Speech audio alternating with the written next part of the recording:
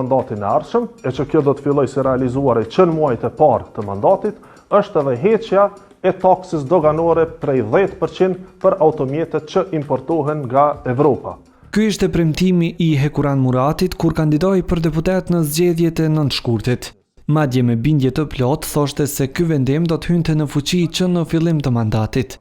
Në këtë garë elektorale dolën të parët dhe për gati një vit mbajtën edhe pozitën me detyrë, por për këtë zotim nuk e mbajtën fjalën. I njëjti premtim për të cilën u tha se do t'ja bënte më të lehtë qytetarëve blerjen e veturave nga jashtë, e përsëriti rishtasi edhe shefi Muratit Albin Kurti.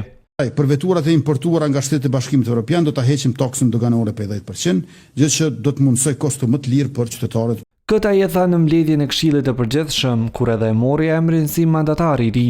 Por për këtë zotim elektoral, me të cilin po i sinon meritat vetëvendosja, dikush kishte firmosur ujdi para një dekade. Këtë e konfirmojnë edhe nga Lidhja Demokratike e Kosovës.